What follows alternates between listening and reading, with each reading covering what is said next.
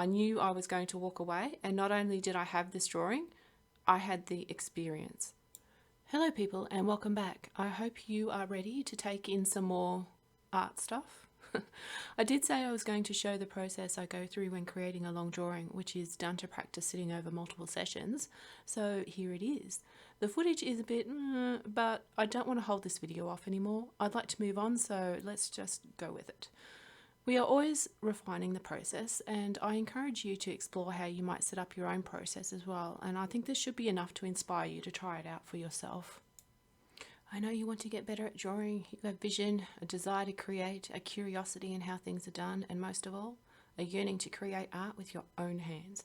And being self-taught can mean that you don't have the funds or education or classes that you might want, and you might just be dabbling to see what you can do.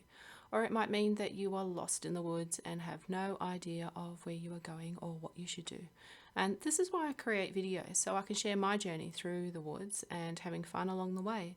We all have our own paths and possible destinations in mind, but as I have found, and I suspect many of you have as well, the path is freaking confusing, and there are prickly bushes all over the place.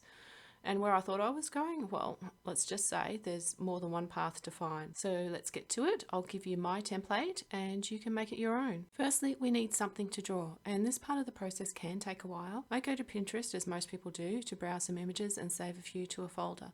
I keep browsing until I start to form an idea of what I want to draw. If it's not happening and I feel myself getting frustrated, I will go with what I have in the folder and just try and come up with a way of combining the references just to make something. Or I might scroll my Pinterest feed and just blindly pick 3 or 4 images to try and figure something out with. One way or the other, I will have something to draw, and then I drag and drop my chosen references onto Pure Ref and move them about a bit just to see a little bit more, just explore a little bit more. And this is the reference file that I came up with for this particular drawing. I printed mine out, but you don't need to. In fact, I think in future I will just export the file as an image and save it to my phone or tablet so I don't have more paper flying around getting lost. I picked this image because of the angle of the head and the hair, which I was not ready for, but I'll get to that. I also picked out a couple of bits and pieces I thought I might put together, and I needed another hand, so I found a reference for that. You can see in my file I also picked out a couple of pencil drawings, and this was just to help guide me if I get stuck, and I did. It helps to have 1 or 2 of these types of references to refer to with actual pencil techniques that you wanted to try. And this is the easiest way for me to come up with something, so try this method and see how you go. If you have a different method for coming up with things to draw, share it in the comments. I would love to hear. Day 1 is all about starting the process and getting the first marks down. Now I have everything I think I will need and I'm ready to start. I have my timer and references. I just need to get going. And I'll tell you something right now, I don't always have a good start, and I often have to erase my first marks because it's wrong, it's in the wrong place, or I misjudge the proportion and the angles. I used to get upset at that, but it happens so often now that I've just come to accept it as part of the process, and it's okay. I'm okay with it. I think it's the next step after getting over the fear of the blank page. So what if my first marks are off? At least I've started and I've stopped caring about how bad it might look at first. We have to start somewhere. Sometimes, well actually a lot, I get it wrong, but guess what? I can erase and I can fix it if I need to.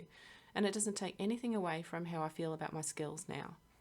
It used to, but not anymore. It's the period of the drawing where all the mistakes are forgiven. Later in the process, I might feel a bit differently, but this part is almost stress-free for me now. I look at it with a curiosity instead of that judgment.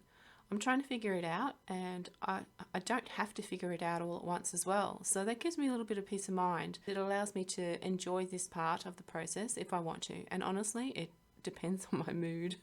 I also consider at this stage on this first day how much I might get done in the first session after 40 minutes, and that depends on how much I'm figuring out. But the first day is usually one I meet with an open mind. I have a fresh vision and I want to play around with the pencil on the paper. Day 2, and I knew the hair was going to take a lot of time, and I thought I was going to put down some tone and make beautiful hair by erasing some strands out, and it was going to swish here and there, and instead it was, to me at the time, a total disaster. What happened? Well, basically I didn't know how to do what I wanted to do.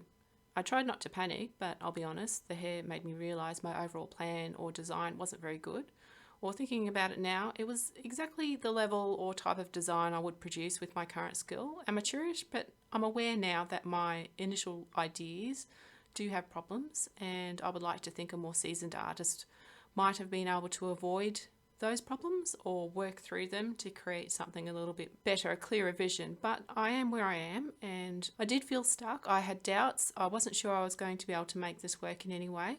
I thought my biggest problem at the time was the hair, that it was unmanageable at my current skill. It wasn't the only thing that was wrong, but it was the biggest and most identifiable problem for me to see at the time. And I felt the more I tried to fix it, the worse it got. So I did decide to leave it alone near the end and focus on something else, something that was I felt more comfortable with. And the only reason I didn't completely fall apart at this stage and abandon it altogether was that I knew I could come back to it the next time. Just because this one session felt awful doesn't mean I won't learn to fix it by the next one. The break in between is the juicy part where the brain is working the problem, and I'm hoping it can figure things out before the last session. Day 3, and I'm leaving the hair well alone. It's something I'll come back to. Instead, you can see I start working on the hands and the feathers. I haven't quite figured out the hair yet, so I just needed to take a break from tackling that monster. Looking at it now, it doesn't look as bad as what I thought it was at the time, but when you're right in that moment, it does feel like it's just not working. You just need that time away from doing that part. I did enjoy doing the hands, and I felt I did okay, and by themselves, they were okay. But I do realise that it takes away from the overall design. It's one of those decisions that I would say was amateurish. I used my references to construct them all. It worked okay. I can't, I probably could have done better, but I'm fine with it. But it does feel like they are just floating and not adding to the drawing much at all. And that's why I say that this is one of those amateurish design flaws. And whenever you get stuck along the way, I do recommend to go back to your references and rely heavily on them if you have to. And what I mean by that is I drew these hands almost exactly as they are in the reference. The right hand, I did have to reinvent some of the shading because it had a different light source, but other than that, I did rely on my references to get me through this session. And the feathers, on the other hand, are more open to interpretation, which basically means I use them to cover up stuff. Well, my initial idea was that she was wearing a bodice that was made of feathers, so I had to invent that part. Using the reference of a set of wings, I turned the picture upside down and adjusted it to fit my purpose. Well, the thing is, knowing that I have more days left takes pressure off trying to finish it all in one go. I know after 40 minutes, I can stand back and assess where I'm at. There's an end to each session, and that is such a relief. Day 4, I work on the other side of the bodice, which means more work with feathers. You can see at some point I also start tackling that hair again. This day was just purely working the drawing. So what happened? It was the breaks in between. The fact that I knew I wasn't finished, but also that I had time to consider what I had done and what I might want to do. Drawing and sketching in a single session doesn't allow me the time to actually process and fix or progress my drawings in any way. It's working a different set of skills and problems, learning to break it up and learning to make it more complex and just invest that time into things that I wouldn't normally have time to invest into has been immensely valuable to me. I came back with a fresh mind and I was able to see what I had more objectively, then fix those parts that I felt were now within my power to do so, and that power I didn't have on the first day. That power I had to develop. I also find other parts that I would like to do better. I worked a little bit on the thing around his shoulders that also had feathers.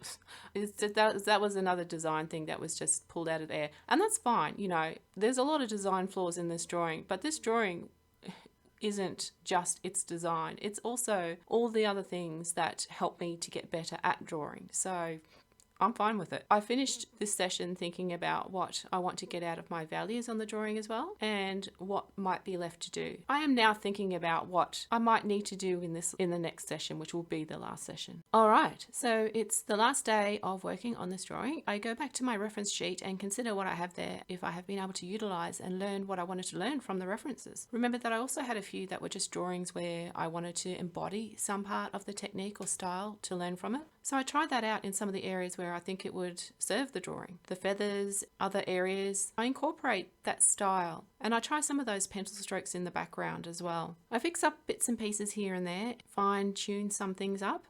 But the thing is, I know these are the last parts that I'm going to do. I'm doing them right now. It has a sense of finality about it. I actually found the last day really enjoyable and stress-free because despite how it came out, I was almost finished. I also got to pick a moment during this last session where I called it done, and that was so satisfying.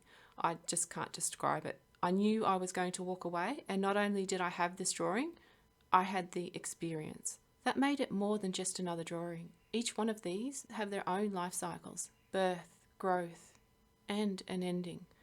And I'm part of that whole experience. All right, so that's a lot to take in. I'll sum up the reasons why I think you should try this and take it on if you haven't already. Firstly, multiple sessions allow breathing room to assess your work and what you might do next time. It's a mini self-evaluation at the end of every session where you get to do the mental part of learning to draw. You get to do more problem solving where a single session sketch might not give you the time to actually consider how you might solve an issue you might have, and get to actually do the hands-on fixing in the next sessions. And this is what I think deeper learning looks like. It needs time in between for the mental processing, and it also needs you to come back and try again with the physical action of drawing. It also gives breathing room if you are like me and really struggle with sitting in one session for long periods of time without getting insanely bored and mind numbed.